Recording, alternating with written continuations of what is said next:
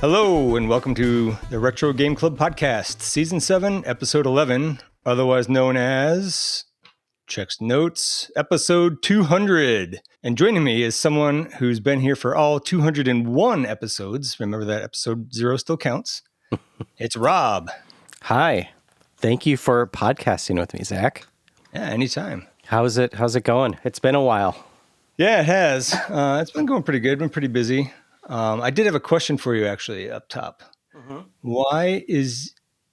everything okay over there? Yeah, I'm just trying to turn up the volume. Okay. Am I too quiet, or... Just a tad, but it's fine. Okay. Why is your username in the Discord ChemDream? Oh, valid question. That's also my Twitch username and sometimes forum usernames. It is because...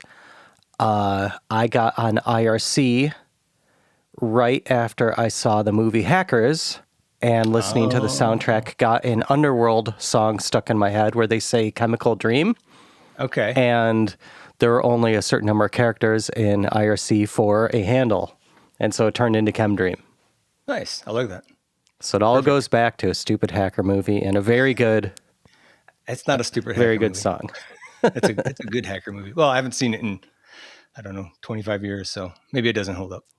It holds up in the funniest ways. So what's been going on with you? I'm trying to think. Let's see. I got this. I'll hold it up to the camera so all of our listeners can see. I got this PC Engine art book. Oh, nice. That looks like a nice book. So there's a company in Australia called Pixelworks. Is that right? Pixel Crib. They're called Pixel Crib. And that's where I buy my Evercade stuff. And then Blaze, who makes Evercade, kind of screwed them over, which screwed me over. They stopped using them after I had a pre-order set. And so they said, do you want a gift card or something like that? And so I just looked through their catalog to see if there's anything I wanted. And yeah, so I got this PC Engine book from that. And it just has every single PC Engine artwork from each game and a little description, and it's very heavy.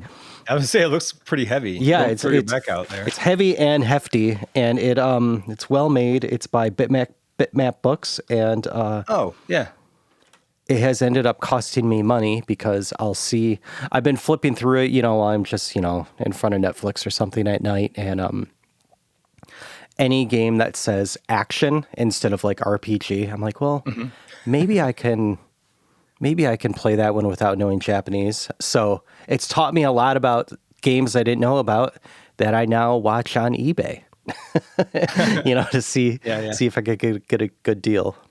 Nice. And just something random, I found out last week that new Final Destination movie was filmed on my street. So sweet. If I happen to be, if you're in it, decapitated by, I don't know, a semi with stuff flying off the back, that's why. I haven't seen it yet. I meant to get to the theater to check it out, but I just don't have the free time. Yeah, I like those movies. But how about you? What have you been up to?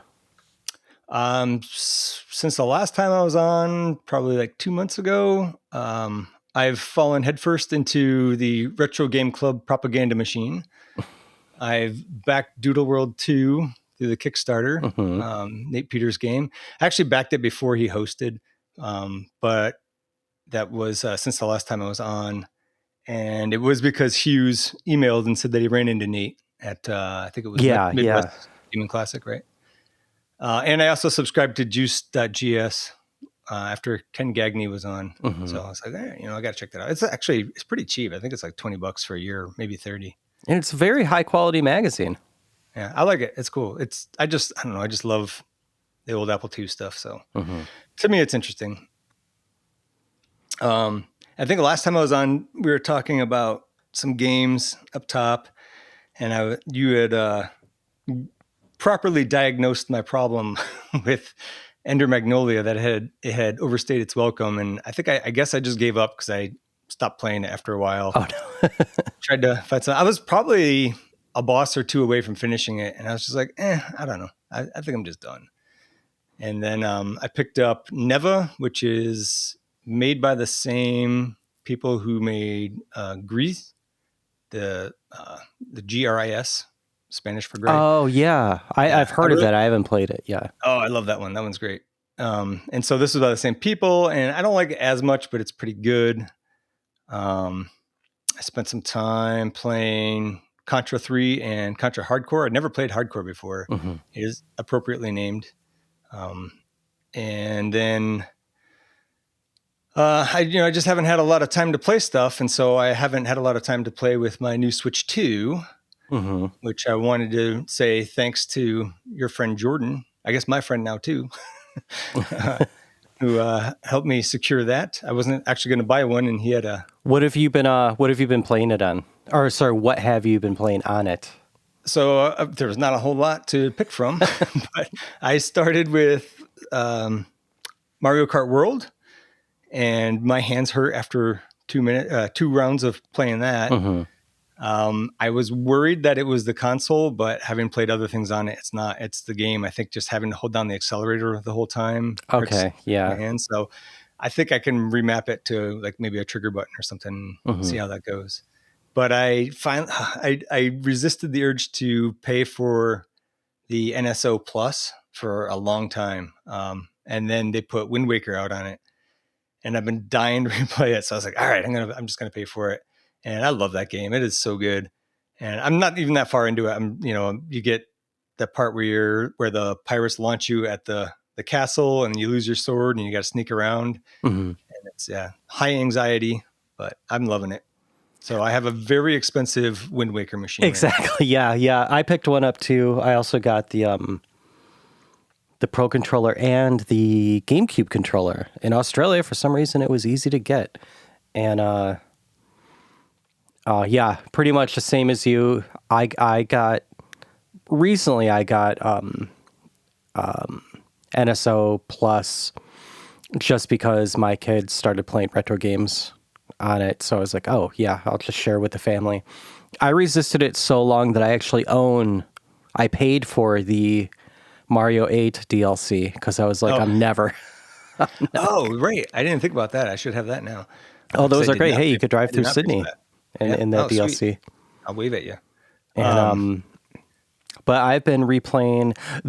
We've, as you know, our listeners don't know, we've actually picked the next few Game Club games, and I've been playing through those a lot. Some on the Nintendo Online, but some on the Steam Deck more than the Analog Pocket, because apparently I'm an old man, I guess, and I like the Pocket because for a fact that there's no latency, but I did some research. It almost made it into the show notes my memory is so bad it was maybe even talked about. We'll find out last episode, but in not even recent versions of RetroArch, however we're supposed to pronounce it, it has always had a play ahead, so it kind of has two versions running at the same time. Yep. Well, now it does that automatically, so you don't even have to. It actually detects when it's pushed itself too far and you're starting to get frame skips and stuff like that, where you've had too much play ahead, and it adjusts automatically. So it should be at this point at pretty much default settings. You may want to change one setting, but it should be as fast latency-wise as FPGA. So I've been playing a lot of stuff on that because it has the bigger screen. Yeah. But yeah, so a lot of retro games in my life, and I have been replaying your all-time favorite game, Breath of the Wild. Yes, I've seen there's a lot of people posting about replaying that. I'm just like, I'm just not going to do it. Yeah. Okay. What was I'm not judging at all because I know a few other people that don't like it. It's just, what made it not for you? I didn't like the breakable weapons and the basically lack of a Master Sword and a Triforce. I'm just like, what's left of a Zelda game if we don't have those things? I did enjoy the puzzle aspect of the Divine Beasts, Mhm. but I don't know. There's just four of them. It was kind of like there was only four dungeons essentially. I know that there's I don't know how many hundreds of the shrines, but Mhm. I don't know. They were just all super short. So I don't know. It wasn't for me. No, And yeah, I don't then blame you. Tears of the Kingdom. I had more fun with that, like in the middle. Like there was about like a 2 hours of gameplay in the middle that I was really having a good time. But like overall, I enjoyed that less than um, than Breath of the Wild. And so I don't know, I might just be done with 3D Zelda games. Certainly the open world ones. Yeah, I until don't they know. change the formula We'll again or see. something. Yeah. But I really liked what was the Zelda one where you play as Zelda? Oh, Echoes of Wisdom. Echoes of Wisdom. I really like that. And actually, I would like to try to replay that on the Switch too and see if that fixed some of the frame dropping. Did you play the Hyrule Warriors games? No. Oh wait. Sorry. Is that That's not the like Cadence of Hyrule? No, not that one. The Four Swords Adventures and stuff like that. You're No, talking? this is a it is a Dynasty Warriors like. Okay. Yeah. No, I did not. And I think if I had like a real need to play something Zelda, I would probably try those out. I don't know if I would like them or not. I don't know if you'd like them either. You might. They I are don't like most things, so I I would start with the second one. The first one is a bit, I don't know, simple, and the second one has a lot more story. It's kind of a what if, you know what I mean, of the Zelda universe. Yeah, it's pretty interesting. I like that stuff. But I think Breath of the Wild is one of my all-time favorite. I didn't enjoy Tears of the Kingdom as much, like you said, but I still think it's a great game. But I understand why people have gripes about both. And if you have Nintendo Online, you get the DLC, which means after you get 13 hearts, you could do the Master Sword quest and just have Master Sword forever. It doesn't run nice. out. Oh, interesting.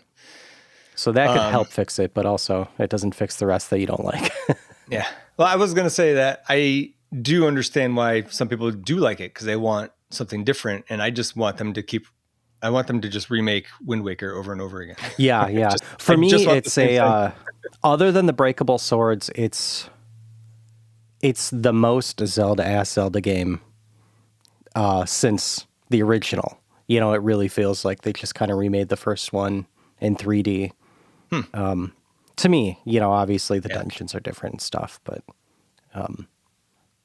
yeah, you feel like podcasting? Yeah, let's do it. Oh yeah, news. See, it's been a while since we podcasted. So this company MagicX is coming out with a new device called the 040, which is, they don't come out and say this, but it's pretty much made for emulating Nintendo DS. And it kind of looks like a Nintendo 2DS, and it's only about, I think they said it was going to be less than $100. yeah, looks pretty cool. So my issue with it is this, and I think it's mostly the article and not the company, but it's like, this Nintendo DS focused gaming handheld. And it looks interesting. Like you said, it looks a bit like the original 2DS and the original GBA, right? It's Hmm. kind of got the wings almost, the Hmm. GBA. And it's got a single Tate mode screen. I was wondering if there would be black bars between what's going to be the upper screen and the lower screen for the DS. I couldn't really find anything on it. It'd be kind of cool if it was adjustable because I think some games accounted for that gap and other ones didn't. That always confused me, yeah, because there is no set standard. Like you said, some games, yeah, it accounted for gap, and the other ones is just all of a sudden you're half there and half on the other side, and it makes no sense. Yeah. So anyway, but I was like digging into the specifics of this machine, and it seems weird because the resolution of the screen isn't quite double that, like the width of it anyway, isn't quite double that of the DS screen. Hmm. And so I don't know how they're going to do it. It's like I'm assuming they're gonna have to drop every eighth pixel or something, like every eighth. So Oh, it'd good be like double, point. double, double, single, double, double, double, single, double, double. Like, so I think that's gonna look weird, but I don't know. Maybe it's also kind of a small screen, so maybe you won't notice. That was my other complaint, is that it's smaller than the DS screen. Apparently, so I'm looking on YouTube right now, and there's a different device called the 040. So let me do MagicX 040, and no, there's only reviews of the old one. So no one is. Oh, Yeah. wait. There's one person that has it testing, and it looks like he has no lines between screens, Okay. but there is a bar at the bottom of the screen. So I Interesting. wonder Okay. if you can adjust it, and I wonder if how the touch screen is. Oh yeah, I didn't even think about that.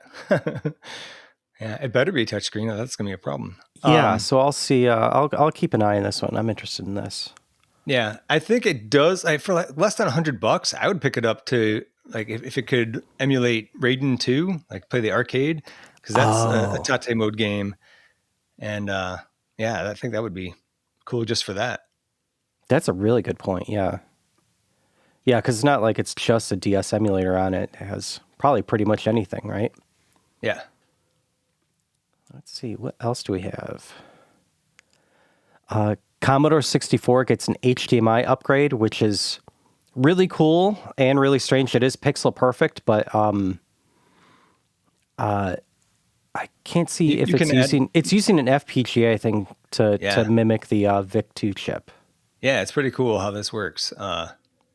You put it in place of the RF modulator, and then it takes the signals that were meant. I guess it kind of taps into the VIC-2, I think, because you don't take that part out. And then it emulates the VIC-2, generates the frames, and then muxes that with the audio output from the SID chip, I think.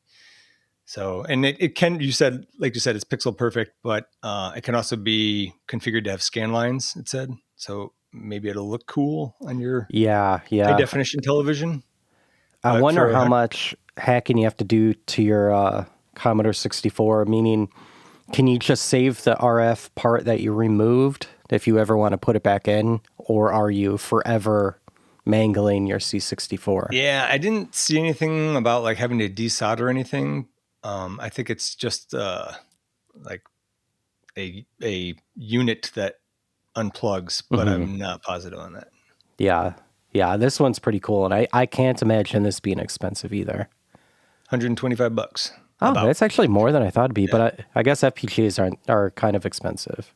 yeah, yeah. I guess that's probably a big part of the cost. And then we have more FPGA type stuff. A Polish engineer creates a postage stamp sized 1980s Atari computer, which is the Atari 400 and 800. And you had a lot of notes on this one. Yeah, this one was pretty cool. I guess it's calling it the Atarino. And yeah, it's the world's smallest 8-bit Atari computer recreation, because it's an FPGA, so it's not really the real thing, obviously. That's about the size of a postage stamp. Um, the chip itself, the FPGA chip itself is really small. So, that's way smaller than a postage stamp. Hmm. But this guy or woman, I don't know. Actually, I didn't see who. Yeah, I Polish have no engineer. idea. This person did actually have to design this tiny postage size stamp with the PCB and everything to have the FPGA sit on it. So I think that's a pretty cool feat. But you can't really connect it to anything when it's that small. You can't, like, there's no USB or whatever on there, right? Hmm. Not that Atari had that, but I guess there's no DB9 controller that's going to fit on that. It's big. It's smaller than a DB9. Yeah, exactly. So they have a breakout board that this thing plugs into, and then anything you need to attach to that is the breakout board. So it's a cool, interesting experiment. But if you actually want to use it, it's not going to be that small. Hmm. Hmm. You could probably fit it into, like, turn it into a handheld or something, though. That'd be neat. Oh, good idea. Yeah, I'm sure this thing can't take much power at all. And did you grow up with Atari computers at all? No, I had a TI 99 4A and then an Apple IIc clone, like the Laser 128, and then Macs after that for the most part. But I have seen them, and actually I have a friend whose son I think he has an Atari 800, and he's just like really into figuring out how to program on it and stuff. So That's that's awesome. cool. Yeah. Yeah, I never had Atari computers growing up. But so I don't think I'll do this one. Especially, I don't know. It is kind of cool though. And let's see, WWF WrestleFest is being re-released as an in-home arcade cabinet later this year. And it is not 1UP. It is a different company. Interesting. Yeah, I couldn't really tell. It still looks 3/4 size. So, I don't know. There's no price on it yet, but from this company, things retail from $180 to $600. And it does, initial rollout apparently won't feature Wi-Fi connectivity. Okay, so no online leaderboards or anything. Yeah, this is one I have nothing to chime in about. Oh, you don't know that game? I don't know wrestling. Never really played.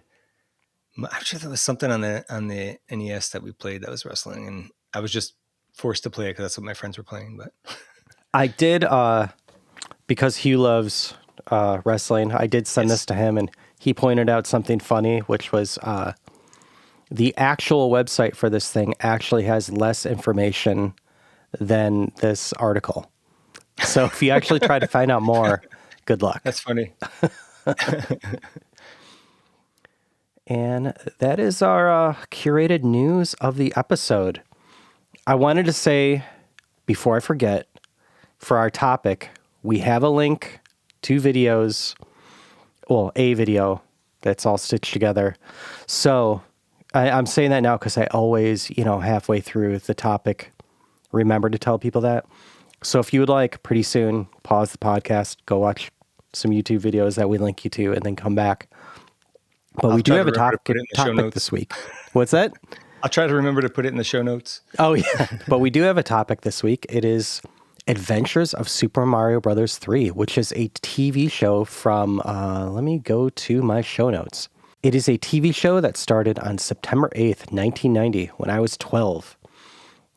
Each episode was actually 2 mini episodes, and it is, a Super Mario Brothers 3 cartoon.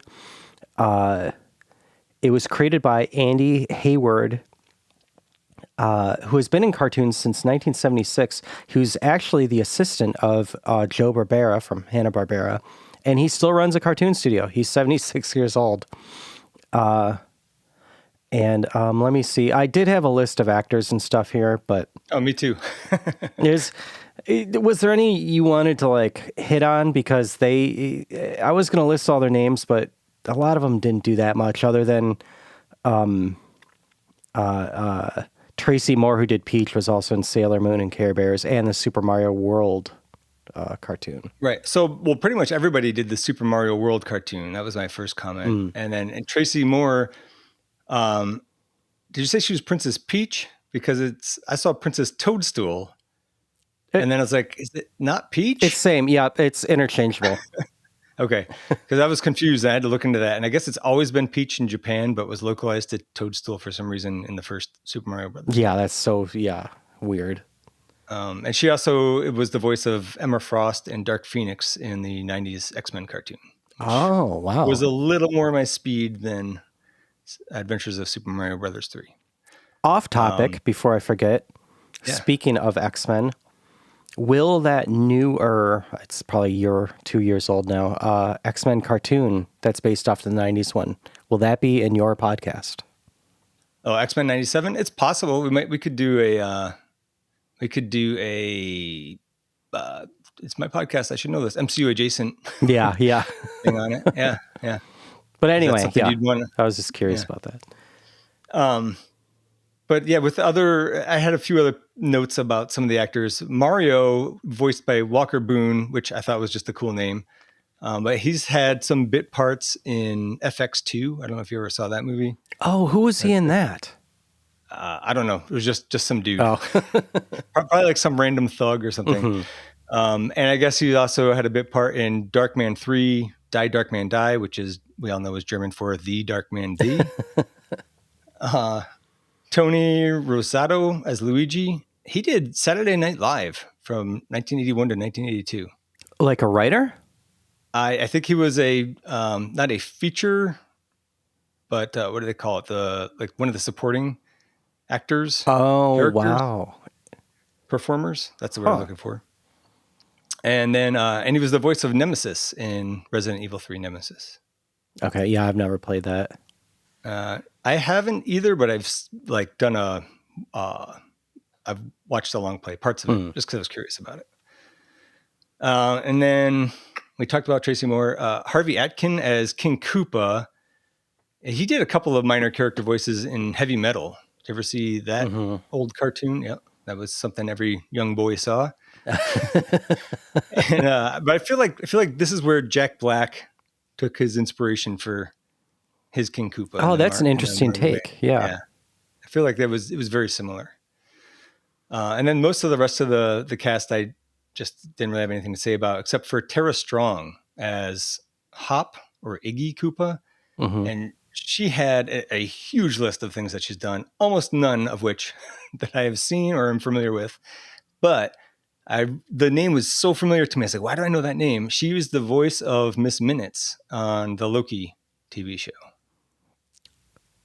To bring it back around to my podcast again. Yeah. I'm trying to think of. I only watched the first season of that. It was only in the first season. I think it was near the end, like when they're in the TVA and there's like this clock character, this cartoon clock character. That's Miss Minutes. Wow, I don't even remember that. Yeah, that's okay. I barely remember. I did have one comment on something you said earlier. You said that each episode is actually 2 episodes. That explains so much for me because I was kind of just watching with it like while doing other things. And then I'd be like, man, I'm only on episode 3. I feel like this is like the 6th episode. Oh, but yeah. I guess if it's 2 per, that makes sense. And then that also explains why I kind of lost track of time at one point, and I was like, oh, I'm on episode 7 suddenly. I don't know what happened there. Lost time. Yeah, they're only like 7 minutes each or something like that. So were you aware of this when you were about 12?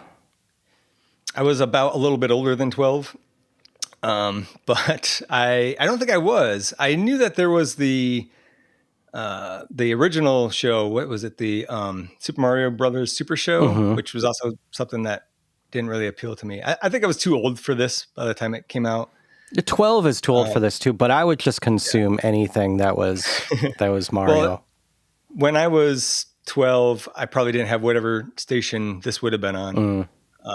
And so, but I hear you. Like whatever was on TV is what I was going to watch. So. Yeah. But so episode 1, Koopa wants to kidnap the Toad Prince, whatever that means. And let's see, that's pretty much the the plot of it. My notes here that I took are... Plots aren't very deep. Yeah, they're not. This isn't, Citizen Kane here.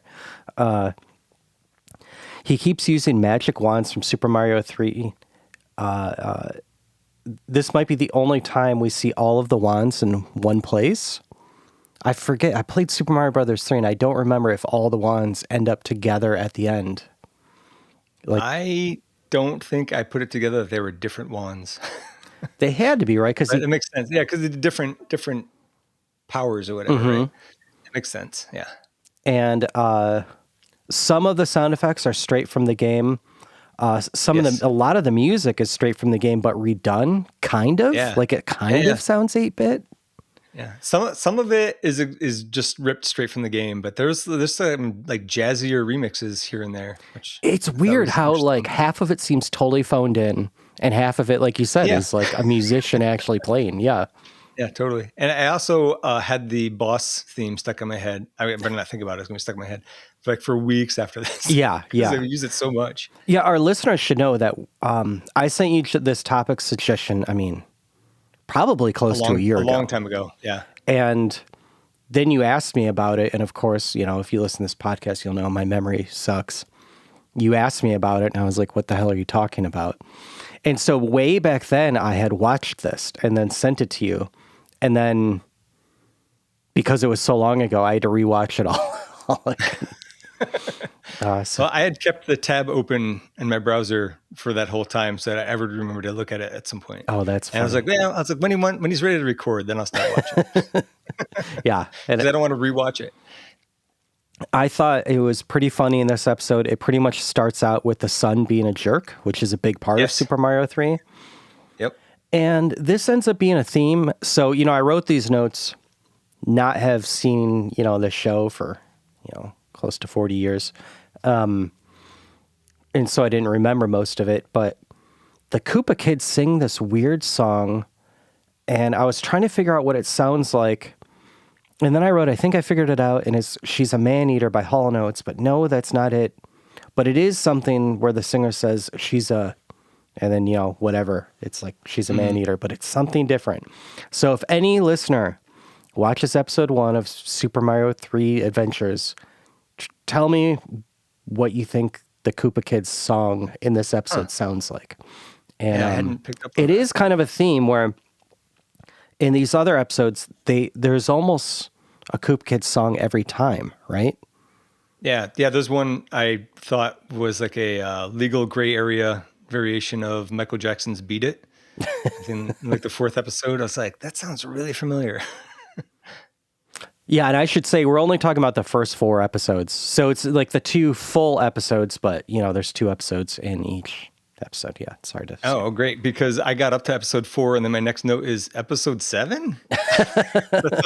Like somehow I got to episode 7. Nice. Well, you want to start episode 2 unless you have other notes for episode 1? No. Well, actually on episode 1, all I had was that I was dealing with a lot, including a beehive removal from my yard. And then like it was the end of the episode and there was a big bird and I was like, why is there a big bird there? Yeah. Probably something to do with a magic wand. I don't know. I think in this episode they flip the wands and so King Koopa accidentally uses the wrong one. I forget. That sounds familiar. Yeah. we'll go with that. Episode 2 is Koopa's kid's birthday. I don't know what the name of the episode was, but it's his kid's birthday. She seems like a brat, which shouldn't really be a surprise. And this is where I really tuned into the music and the sounds, which all seemed sampled from the game. And besides that, there's a part where I think it's Mario and Luigi and Princess Toadstool, are chained up, and then there's the Koopa brothers are there for some reason, and they get the Koopa brothers to fight, and then they can use the fireballs from the Koopa brothers to break the chains. Mm-hmm. Yeah. So, thought that was very convenient. This is the strangest out of the first 4 episodes, and they're all strange because, like you said, yeah, it all starts with Cootie Pie, the Koopa girl. It's her 16th birthday, and for a present, she wants the real world. She wants it. No, she wants America. That's right. So Mario and Luigi do mention that their original home was America, so that's been canon forever. So they somehow get to the real world with the loop of flying ships, which in this, it has the gaps that you have to jump over in the game, which I thought, you didn't have to make those gaps canon. It kind of looks stupid. Yeah. Hey, real quick, backing up for a second, where you said that Luigi and Mario said they're from America. She wanted America. I wonder if this was ever localized for other, like if this ever aired in Japan, and did they change it? Because it's animated, they could say whatever they want, right? They could, she could have said she wanted Japan. So they really get into the White House and the current administration. It's definitely Barbara Bush. Yeah. And I have to say, America falls pretty quick. It was not easy for them to completely take over DC. And I thought this was a very timely... Did they actually go to DC? How did I miss this? Okay. Oh, yeah. And They put the White House in the Mushroom Sea, which I guess is also somehow a thing. And this is where you see Mario in a frog suit, which they probably just were like, how are we going to get him in a frog suit? And they do a song called Do the Frog. Yeah. Nice. Yeah, I don't remember actually it being in DC at all, but this is a couple weeks, probably like more than a month ago at this point that I watched it. And Barbara Bush does say that Mario needs to save them because the president can't swim and they're underwater. And yeah, I thought that was pretty strange. And then my last note is the song Do the Frog makes me want to walk into traffic. It is one of the worst songs I've ever heard. What about episode 3? Episode 3, again, I didn't write down the name of the title. It's where they Peach takes a vacation to the real world, which is Hawaii. Again, okay, America. Nice. Hey, sweet. That's a good place to vacation. I just had some notes about King Koopa taking credit for coming up with his kids' idea. that reminds me of an old boss I had. I've already slandered him on my own show. Nice. Not really slander if it's true. Yeah. I also thought again, this is for kids. I'm watching it as an almost 50-year-old. Mm-hmm. The Princess Peach robot voice, dead giveaway. Yeah. Yeah, I think that it would have been cool though if Mario and Luigi had clued in and were just like playing along. Mm-hmm, mm-hmm. But I think that's probably a little too. Well, you got to explain that to the listeners. Why is she a robot? Do you remember? No, I don't. They did. She was supposed to like infiltrate. The robot was supposed to infiltrate Mario and Luigi's. I don't know what business. Just kind of their my recollection. Social circle. I don't know. Yeah. Oh, I have that in my notes. Bowser's robot princess tries to trick them to hand over the keys to the kingdom, and it only takes, I counted it, 2 minutes for Mario to give the robot the keys. Yeah. And that's the episode that has like the jazzier remixes of the music. Yeah, That's kind of worth watching just for that. It's somebody put some effort in there. And then my last note for episode 3 is Peach immediately falls in love with a surfer dude who's a total idiot, and she immediately ditches an injured Toad to hang out with him. Oh, poor Toad. She's not a good friend. No. And then episode 4. This is where Koopas want to time travel to stop Mario from getting the Mushroom Kingdom. I don't know if you have any notes for this one. Then, not other than that this is the one that has the version of Michael Jackson's "Beat It" in it. Oh, okay. This is where I started really tuning out. Look, I have ADHD, and I was on Adderall, and I still could not pay attention to this. And then next thing I know, episode 7. So you really gain nothing from watching this cartoon. You gain nothing. Yes, I believe it. My notes here are, let's see. Toad spying on them like a creep and found out the plan. That sounds familiar. Mario and Luigi mess up their plan. They go too far back in time. They turn into babies. Is this foreshadowing for Mario World 2? Oh, I don't think I played. That's Yoshi's Island? Yeah. Because I don't think I've ever played that. Let's see. When did that come out? It's supposed to be good. Let's see. Yoshi's Island. I mean, it had to be well after this because this is based on a NES game, right? 1995. So yeah. Okay. Yeah. Yeah, that would have been foreshadowing. Interesting. So as babies, they're dropped off, or they were supposed to go to this woman's house to fix her plumbing because they were at work while they were turned into babies. Oh, yeah. And it's coming back to me now. Yeah. This insane lady is like, welp, because now there's just babies on her front doorstep. She's like, welp, I guess I'll take these babies inside and give them naps. She doesn't call the cops or anything like that. She just takes these babies in. Got to call CPS. Lady. Come on. And let's see. And I wrote, I still don't understand how Koopa ruining a plumbing job would ruin their future. I guess that's how. I forget this part too. And honestly, I still don't know how they became big again. I went back and watched the end of this 7-minute show twice, and I still don't understand how they won. Yeah. I feel like that's just something you can get away with in a kid's show. Just like the kids are like, yeah, I mean, of course you can't have the keys to the kingdom if their plumbing business is ruined. Yeah. Well, and I wrote a summary to all my notes here, and it agrees with what you're saying. This seems to be before people realized that you could create something for kids and also make it deep and entertaining for adults. Yeah. DuckTales was 3 years before this and 100% more substance. Huh. Yeah. So any final thoughts on Super Mario Brothers 3 Adventures? Not really.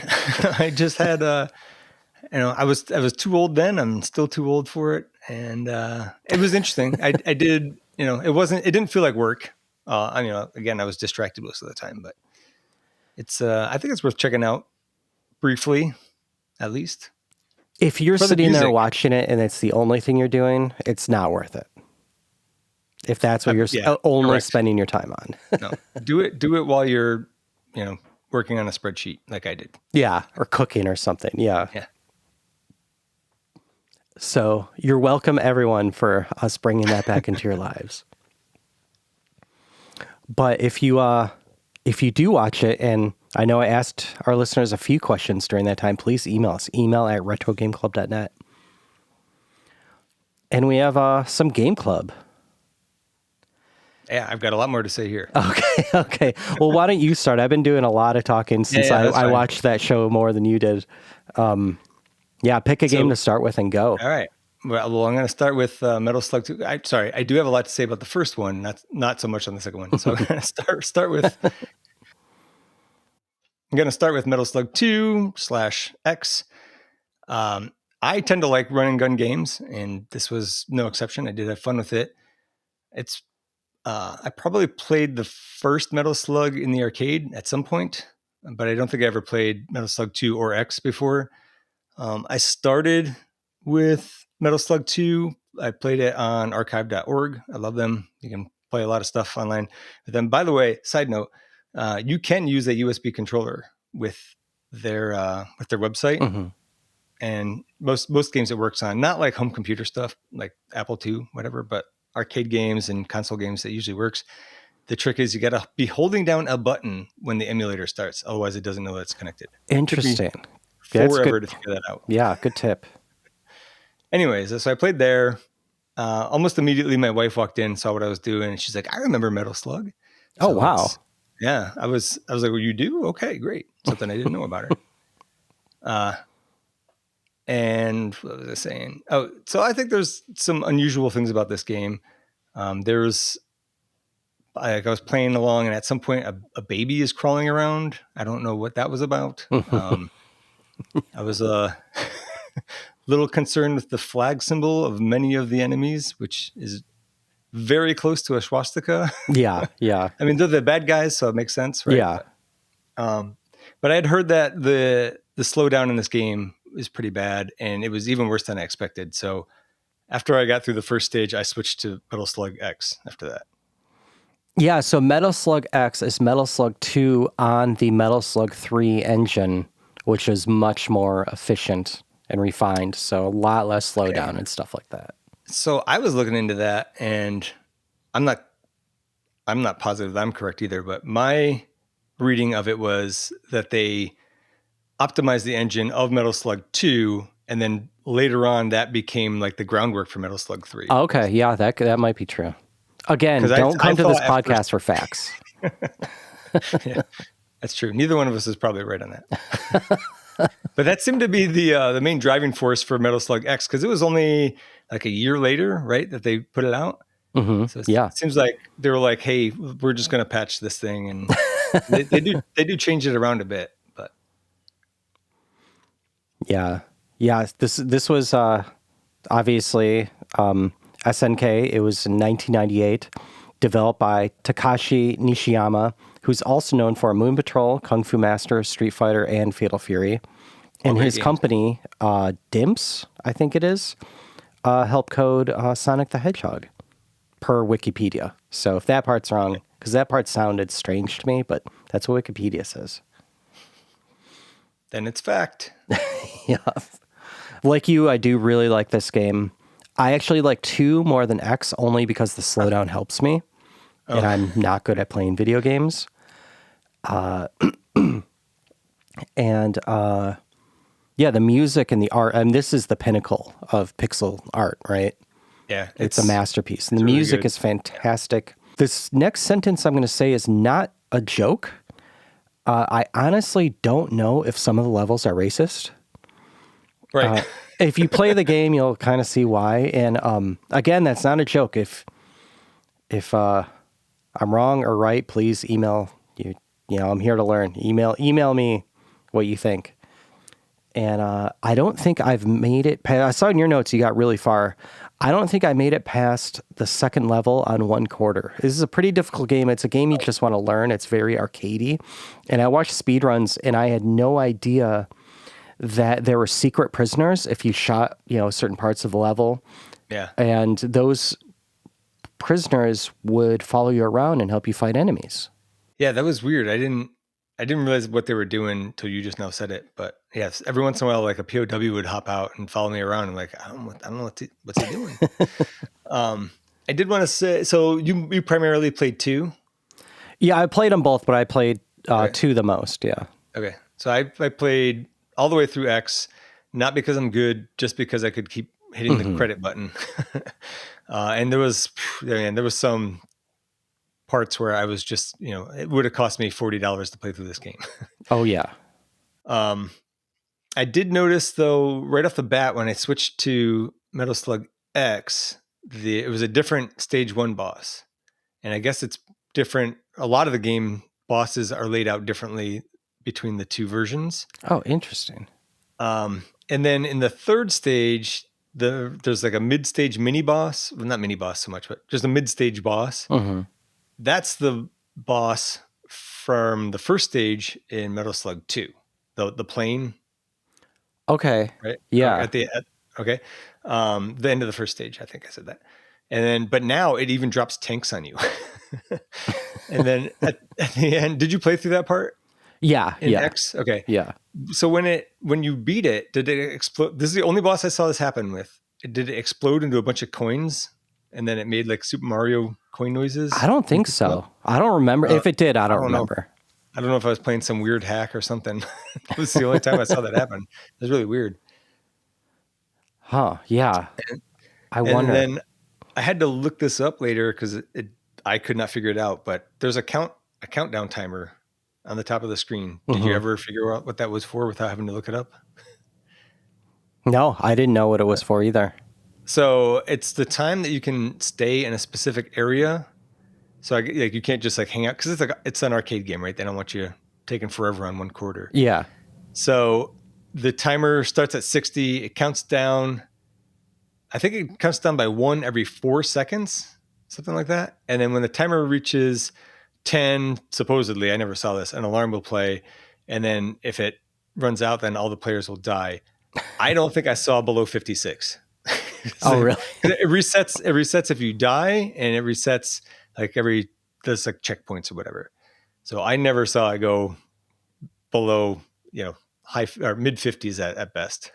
It's just dying. Yeah. I mean, I guess if you keep moving, it would also just reset, but I think it was just because I died so much. Yeah, there were bosses that I had to put multiple quarters in. Oh yeah. Oh my God. Some of these I would have been broke. But, if I was a kid and this is one of the only games I had, I'm sure I would get great at it, Exactly. I think if you could keep playing, you'd get better at it for sure. For this being my first time playing through it, I guess that was to be expected. I mean, if you could just breeze through it easily, that's not a very good arcade game. That's a good question. What's cheaper, playing through this in the arcade with actual quarters? I'm talking about back in the day when this was new, or buying an AES and this cartridge. and have I it. think you could play through it because that would have been like $1,000, right? Yeah, yeah. AES. I think you could get through this in like 40 or $50, and be pretty bad at it. But maybe you could. If I don't know if anybody ever rented them, but it might have been a cheaper rental. Yeah, that might be the way to go. Yeah. And then I only picked the default guy. I never really got into the other people or looked into them at all. I don't remember. I probably picked the default guy as well. I don't really remember. They all kind of looked the same to me. So I don't know if I didn't even think about that. Did they have different weapons? I don't think so, right? They're different in some ways, but I don't know. I didn't look into that. And that's just how I play video games. I always pick the default character. I never change their clothes. It's just always... I mean, yeah, that's another decision I don't want to have to make. Yeah, exactly. Yeah. But I guess that adds to replayability, different powers or whatever. But yeah, I'm glad you like that one. I've plenty of notes left. Oh, keep going. Keep going. What did you think of the weapons? I mean, like you said, you definitely need a different weapon than the default. Yeah, the default weapon sucks. It is the worst. Like if you get, and it's just basically a pea shooter and some bombs, right? Mm-hmm. And if you use up your bombs and all you have is the pea shooter, forget it. You might as well just die. Yeah. Get some more bombs. And actually, I think when you die, they usually drop a new weapon for you too. Often, or no, I think it's only when you continue. Mm. Yeah, I think that's right. So like I would get stuck where there's all the subway cars. I'd run out of bombs and then I would just have to get run over a bunch of times because you could not stop it with the default gun.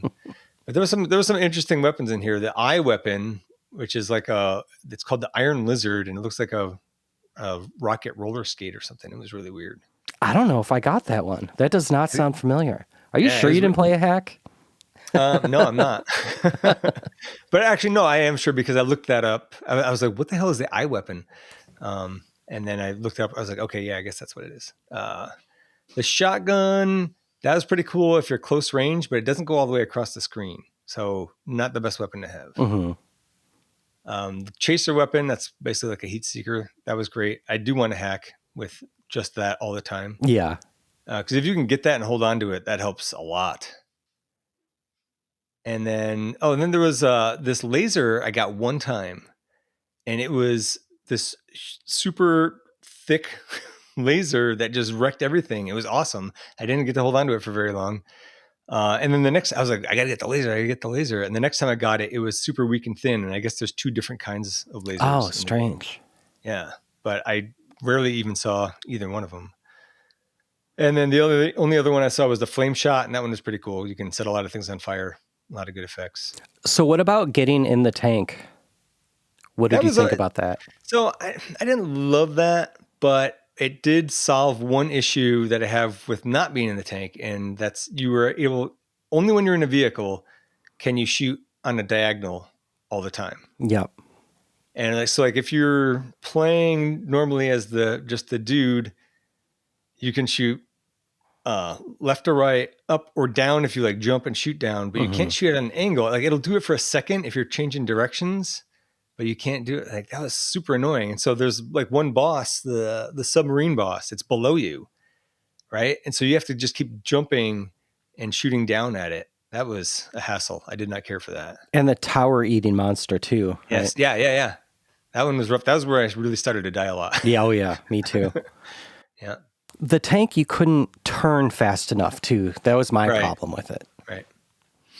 And also, I don't know about in the tank, but I noticed this with the guys, and it was so inconsistent. I could not figure it out.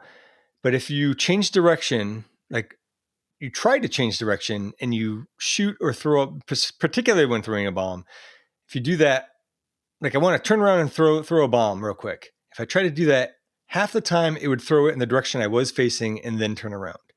And I was like, no, I'm pressing right and then hitting the bomb button. I don't understand it. And it seems like there's a bit of auto aiming going on. Oh, where it's like trying to hit the nearest enemy. It's like, no, but I want to throw it at the boss. Yeah. That's the best I could figure out. So that was frustrating to me. That could use a fix, in my opinion. What about the like mummification and fat? I thought that was very cool. So Yeah, a mummy can breathe on you, and then you turn into a mummy where I think you just breathe on them, right? You don't use your gun anymore, right? Maybe I thought you still could shoot. I don't remember, Or but maybe you shoot, but you can't. You can't do something. Are you you slower? move really slow. Yeah, you Yeah, move that's it. slow, so Yeah. it makes if you have to make a jump, it makes it really difficult. Hmm. So I eventually found that you can get a vial that cures you, so you don't have Hmm. to just die to be cured. Yeah. Yeah. Um, but when you in the later stage, the thing is that you get turned fat somehow, and which also slows you down. But I couldn't figure out how to be not fat anymore, other than to die. It'd be Yeah. interesting if it just kind of wore off if you like ran around long enough. That would kind of make sense. Yeah. What else did I notice? Oh, there was a. Is there a melee attack if you're really close? I could Yeah. swear. I think he pulls Okay. out a knife quickly. Yeah. Yeah. Okay. That looked cool, but I couldn't do it reliably Hmm. without getting killed.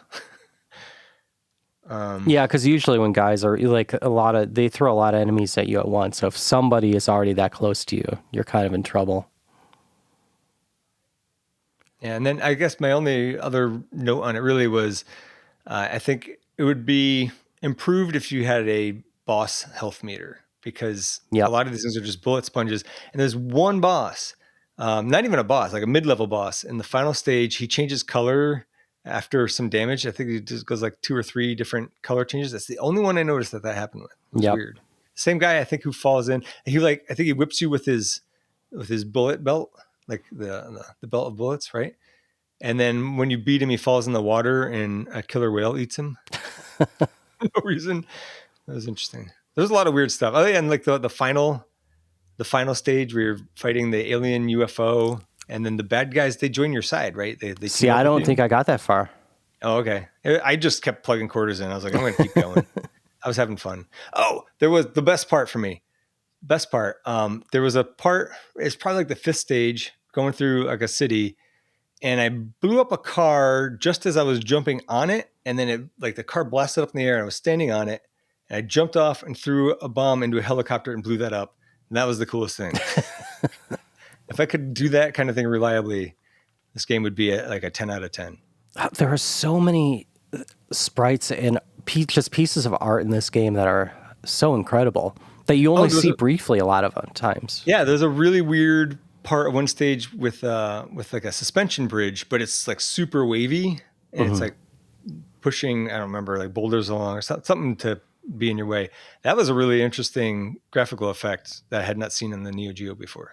It might have just been a bunch of sprites, but it looked cool. Yeah, yeah. I mean, yeah, this is one of the most beautiful games you can play. Yeah, it was. I enjoyed it. It was a good pick. Does this make you want to play the other ones? Yeah, I think I will at some point. I guess I could certainly play the first one and probably the third one at least on archive.org. Yeah, yeah. Yeah, so the next game SM picked in the last episode, Fatal Labyrinth. You said you didn't have much on this one, so did you want to start?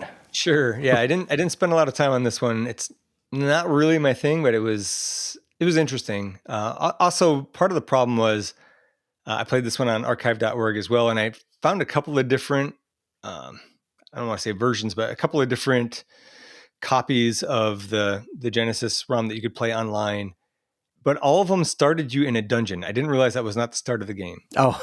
So then I did watch parts of a long play just to get more of a feel for it. And I was like, oh, I've totally missed a huge chunk of this game. So it like starts you in a dungeon with monsters, and I didn't know what to do. But I thought it was interesting because I had no idea what to do. I was like hitting the pause menu. I'm like trying to use things because I thought it was going to be kind of turn-based because it looks like that. But you just fight things by running into them. But it still is turn-based, kind of like they don't move until you move. Yes, that was super interesting, actually. I don't know if I like it, but it was different. I think it's just like getting used to the east bump mechanics, you know. It's kind of the similar feel. I had never played those either. Sorry. I know you and Hughes talk about ease all the time. Yeah, it's like our top RPG series. But yeah, you can play this on the currently on the Sega Genesis Classics for PS4, Xbox, Steam, and Switch. So it is pretty easy to pay for and buy. It's not like it's abandonware.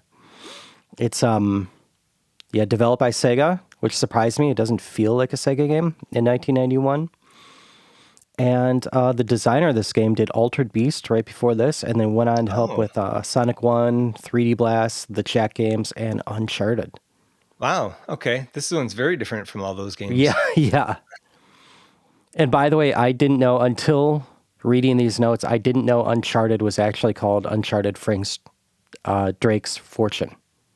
I didn't know the full title? I didn't know that either. I was like, wait, I haven't played that one. And but yeah, like you said, you don't start in a dungeon. You start in a town and you talk to people and they kind of give you tips and stuff. And then you go into the labyrinth and you try to make your way to the top.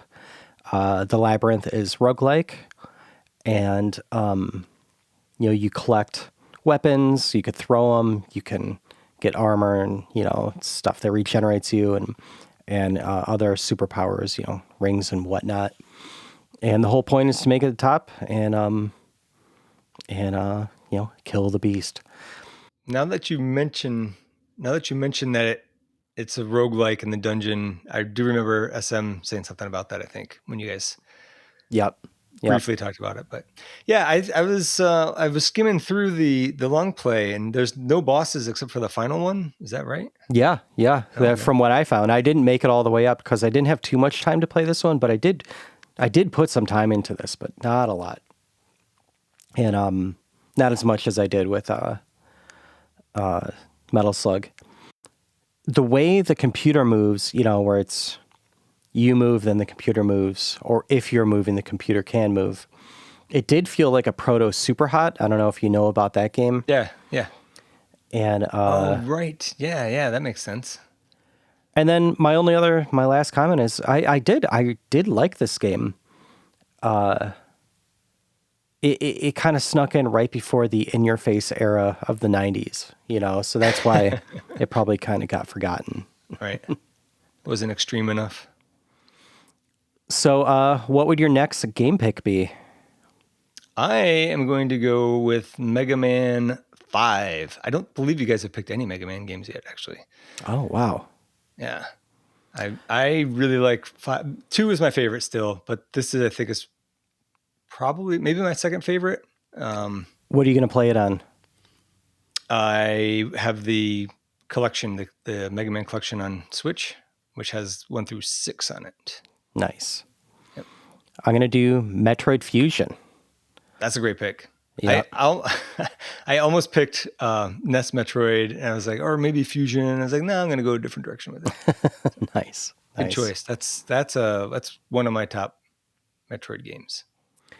Well, if any of our listeners play Mega Man 5, Metroid Fusion, Fatal Labyrinth, I'm scrolling through all my notes, Metal Slug 2, if you watch Adventures of Super Mario Bros. 3, if you have any comments on WrestleFest, or if you buy a stamp-size Atari computer or mod your C64 or emulate DS, please email us. Email at retrogameclub.net. That is email at retrogameclub.net. And we got our link tree in there with all of our socials. And you're here, so I don't have to thank you from afar. You're welcome. Let's see, you feel like taking the first 2 emails and I'll take the rest, and then we'll dive into some socials. We have an email from GunBR, Real Life Human. I can confirm that. It's a friend of mine. He writes in about game cabs you'd like to play. He says the top cab that he plays whenever he sees it is Tron, because those arcade controls aren't easy to get at home. But he has a workaround. He's put together his own Tron controller. He says it's a 3/4 size stick, so it's a little too small to be comfortable for him. And I can confirm he has huge hands. He's included a picture, and if I remember, I will stick that in the chapter art. So you can check that out. He's done a pretty good job with that. I like it. Yeah, question for him is, so to be good at Tron, you're supposed to be pretty pretty hard on that stick. A lot of use two hands and use, one to move the stick and the other to press the button, the trigger really, really quickly. Can his controller board he built withstand that abuse? That's a good question. Yeah, it looks pretty rugged. He also said that Crazy Taxi is a cabinet he'll sit down at anytime he sees it, even though he's never gotten good at it, and points out that the home ports don't have the same music licensed. So the arcade cab is better because of that, for sure. Oh. I think I've heard that before. Next, Woody also writes in about arcade cabinets that you'd like to play. He starts by outing himself as an old fart born in 1976. No offense, Woody, I'm slightly older. And he lived near a seaside town in England that was full of arcades. He likes to go play the arcade games. He liked to go play the arcade games that were harder to recreate at home. Some of those he'd like to revisit are Sega Space Harrier, the deluxe motion cabinet. That would be pretty incredible. I don't even know if I've seen that. I remember playing the regular Space Harrier in the arcade. That was really cool. Sega Outrun deluxe motion cabinet. Again, I think I've only ever played regular Outrun. I guess this is why he's picked these. Namco Ridge Racer deluxe sit-down cabinet. Namco Starblade large immersive cabinet. I don't know that one. Sounds like it's got monitors. Yeah, I don't know that one either. Sega Hot Rod 4-player cocktail cabinet there. That one I think I've seen before. Point Blank, which is an on-rails light gun shooter. I was not familiar with that one. Also not familiar with Hyper Sports, which I looked into this one, though, actually. It's just 2 buttons for an up button and a go button, and it's like a rhythm game. Okay. Something to that effect. Ivan Stewart's Iron Man, which is a 3-player off-road racing game. I definitely played that in the arcade back in the day. I remember that one well. And Midnight Resistance with rotary controllers, which looked kind of like Contra with Akari Warriors controllers. That's something I'd be interested in playing, actually. Yeah. And for a game he never played but wishes he had, the Sega R360. I will never get in one. It would make me throw up. He didn't specify which game, but there's only 2 that were ever made from what I saw. G-Lock Air Battle in 1990 and Wing War in 1994.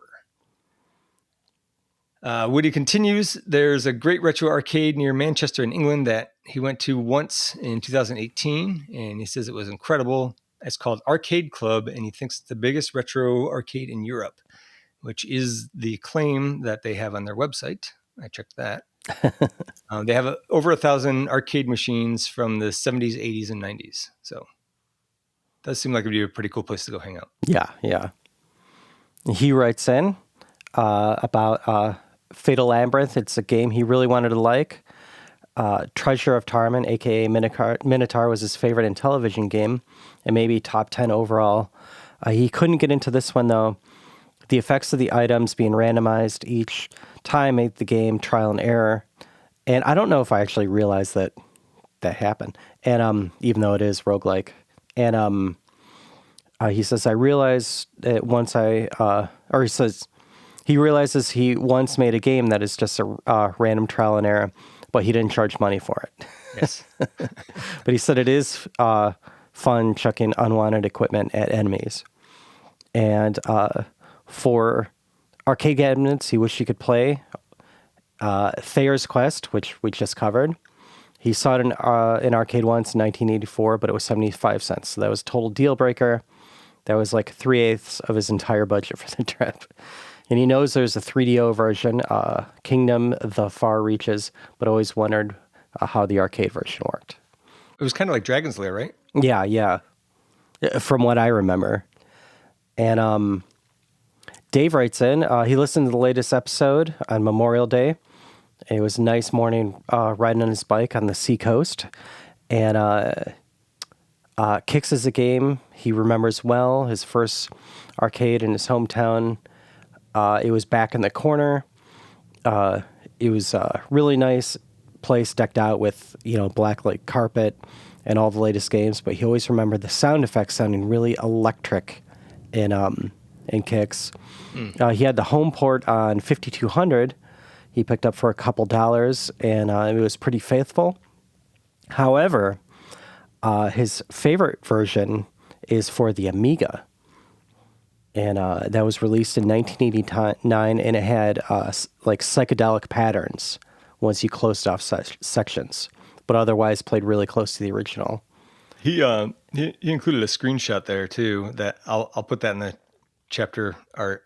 Yeah, it's almost like a fractal type effect. Trigger warning for those with trypophobia.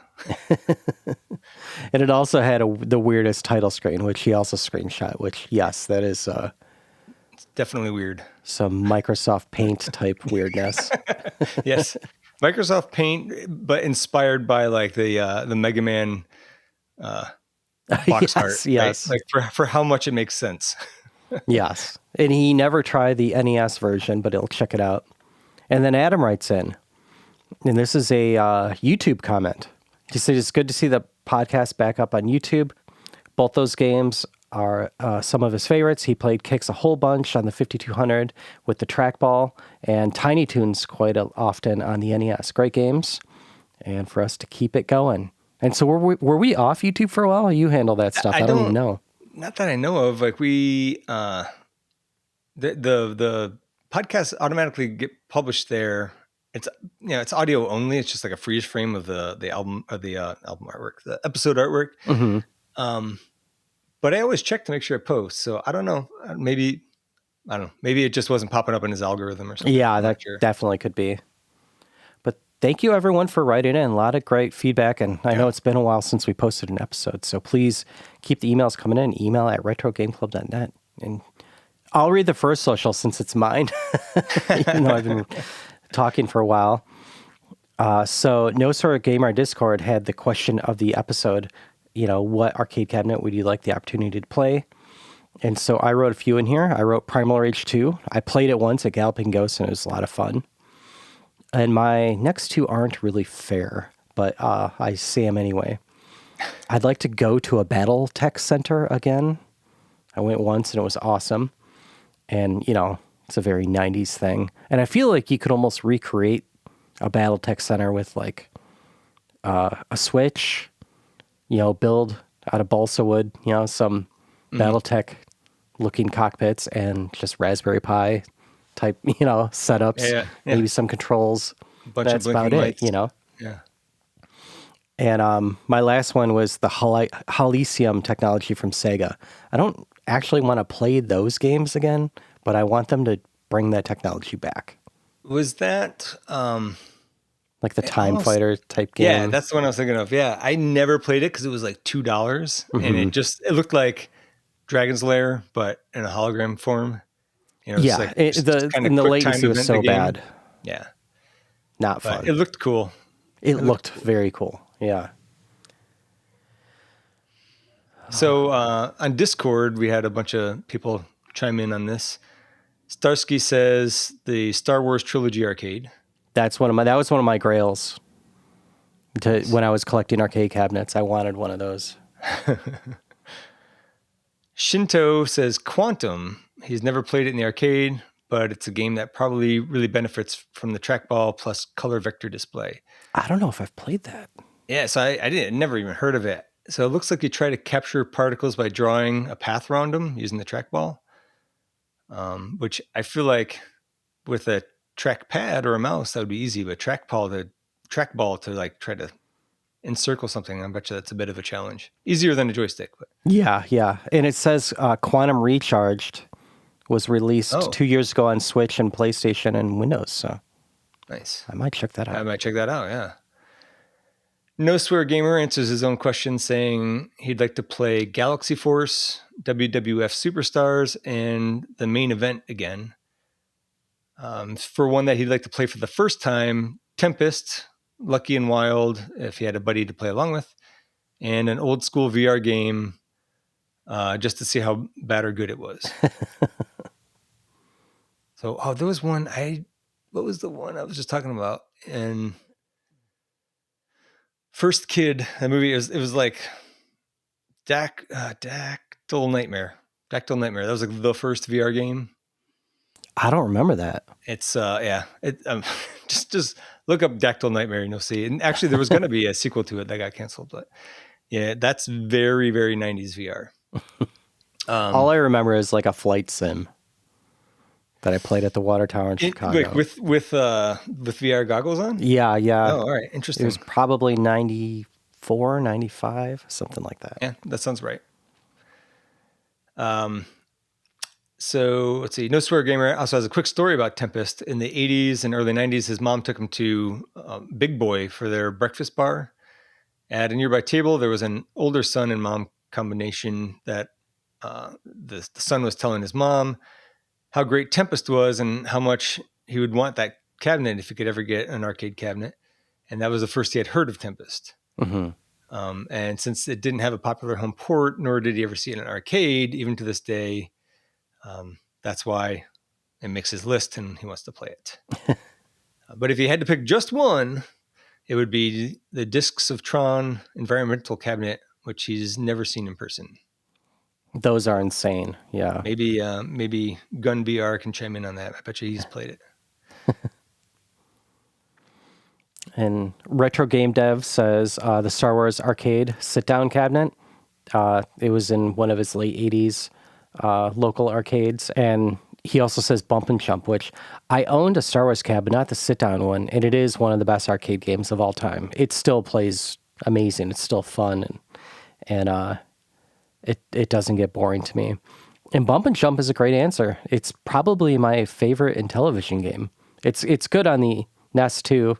And I don't know if I put this or you put this, but we play that one season 3, episode 15. Yeah, did I? I don't know. It's been so long. It was probably me.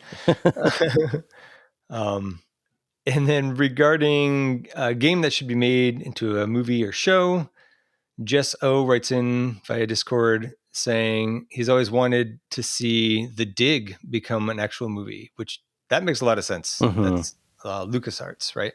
Mm-hmm. And apparently it was originally an idea for Amazing Stories. Remember that?